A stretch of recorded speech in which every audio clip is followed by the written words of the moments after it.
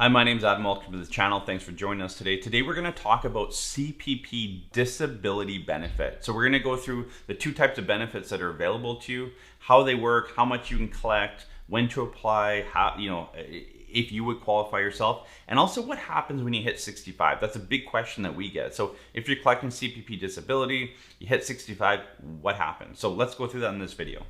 So CPP Disability is a monthly benefit available to Canadians under the age of 65, so 65 or under, that have paid into CPP. So if you paid into CPP, you will qualify for the CPP Disability Benefit if you can't, because of mental or physical impairment, can't do kind of regular employment. Okay, so if you can't do kind of a regular job, go back to work, do any type of gainful employment, then you could apply for CPP Disability. Okay. There is an application process. You have to be approved, and there's kind of an ongoing check, doctor's notes and that kind of stuff. So it's not just you get it and you have it till 65. There is kind of an ongoing continuation of making sure you check in, that kind of thing, that you qualify along the way. So there's two types of benefits that you could qualify for. So if you're under 65, you will get the regular disability, CPP disability benefit, okay? But if you're between 60 and 65 and already collecting CPP, you can still qualify for CPP disability benefit, okay? They call it something different. They call it the CPP Post-Retirement Disability Benefit, okay? They have different maximum amounts, so let's go through that as well.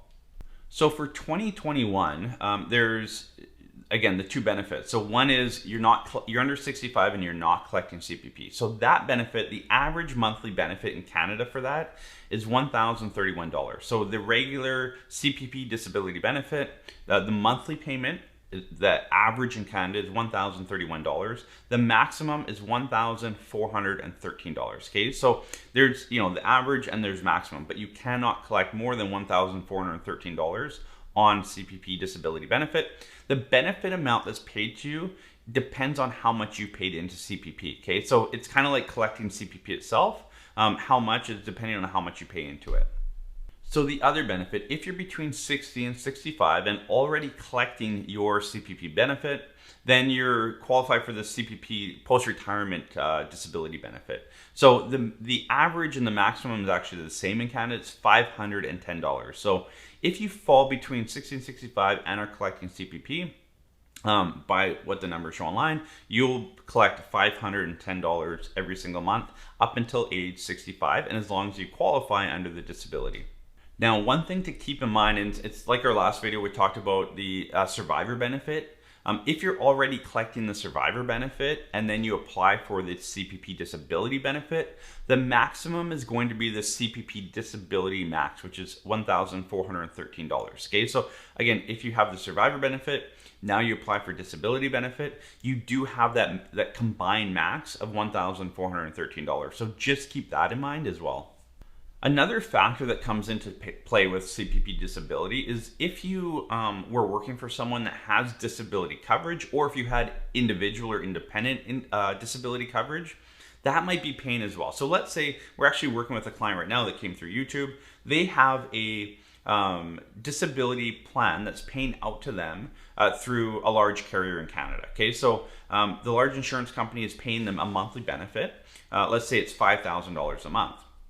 Now, they are trying to get the client to apply for CPP disability benefit, because what happens is they'll offset it. So if the client can collect $1,000 a month from CPP disability, then they're able to lower their amount from $5,000 to $4,000 as well. So just be aware of that. Understand the wording in your insurance contract, because most of them are second paid, which means that if you collect something like in BC, if you get like an ICBC settlement ongoing, then your disability that you have at work might be a little less than you expected because it's offset by whatever you're collecting through ICBC. Same in this scenario. If you're collecting CPP disability, it could lower your personal disability benefit if it's set up as second payer. Okay, so if your insurance is second payer, then you're going to get your CPP disability benefit, say $1,000.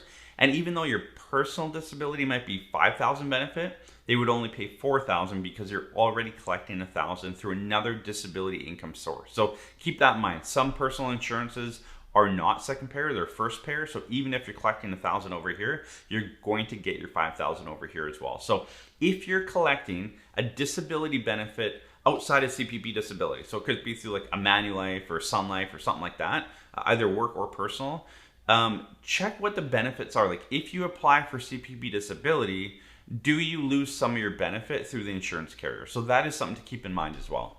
So when does the benefit stop? So if you're collecting CPP disability, there's kind of 4 things that could make the payment stop, okay? So it will continue to pay you on a monthly basis if you can't work because of a disability, whether it's mental or physical. So if you can't do gainful employment, you apply, you qualify, you will get that payment ongoing. So age 65, once you hit age 65, CPP disability stops.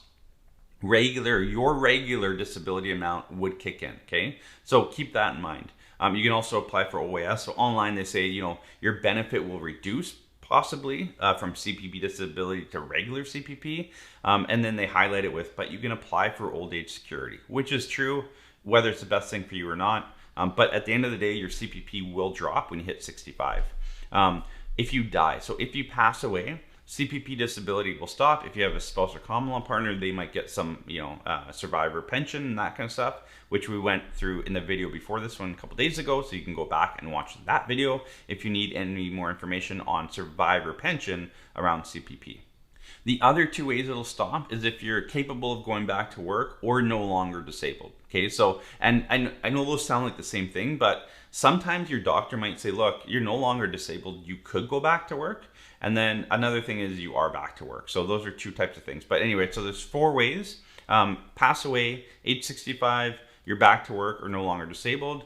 Those 4 things will make CPP disability a payment stop. So if you're collecting a CPP disability, let's say at 55 on, and you're heading up to 65 and you're not sure what your CPP amount is going to be because you haven't been paying into CPP while you've been collecting CPP disability benefit, right? So you might think, well, if I'm not paying in, it's going to hurt my CPP amount. So my recommendation, I know there's going to be questions on this. My recommendation is always to talk to your My Service Canada Center. Everyone's situation is different. The calculations get super, super complicated. I don't know if they do that on purpose or not, but it's really tough to kind of calculate off the top of your head how much you're going to get. So if you're in a situation where you're collecting a CPP disability or even a survivor benefit, just not sure what your CPP is going to look like at 65, I recommend either, I think some of the service centers are opening up now, but go to a My Service Canada Center, check that out, ask them the questions. They have the information. They have calculators, they have the information, they have all that there. They can help you out with that. So if you're not sure what you're going to get later on, will CPP disability hurt my long-term CPP payments? It possibly could, but talk to your My Service Canada Center. Every situation is different. We are going to do a video down the road where we go through the calculation of CPP benefit and, not paying in for a certain amount of years later in life. A lot of you have asked, like, if I retire at 45, 50, 55 and don't pay in for a bunch of years up until 65, will that hurt me? And the answer is yes, it does. There's a calculation behind that. We're going to go through that in the future video.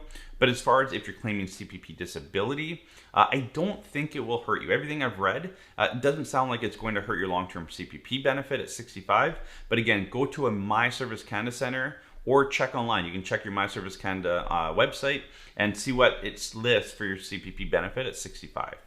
So again, hopefully this video helped you in just understanding CPP disability, how it works, how much you can get, when it stops, all that. Now keep in mind that the maximum CPP disability benefit is $1,413. And if you live anywhere in Canada, that's going to be hard to live off of, right? So I always say, make sure that you have an individual disability plan, either through your work or independently, okay? So, check your work plan. A lot of employers offer some sort of disability plan. If you become disabled, you can't work because of injury or illness, then it will start paying in 90 days after disability. It's long-term disability.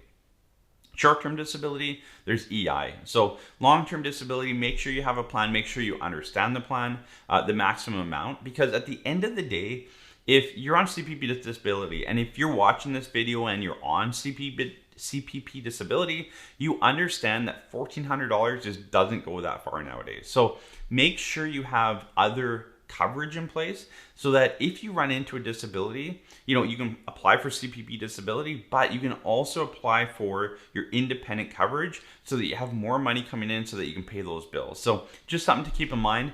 CPP disability is a good benefit, but it's a very small benefit and it won't pay all your bills. I can almost guarantee you that. So, think outside the box, make sure you have coverage elsewhere just in case that what if does happen to you. So thanks so much for joining us in this video today. If you enjoy these videos, make sure to hit the thumbs up. It really does help get these out to more people. And if you aren't already subscribed to the channel, hit the subscription button below. It takes 1 second, it costs you nothing, and we really do appreciate it. We'll see you in the next video.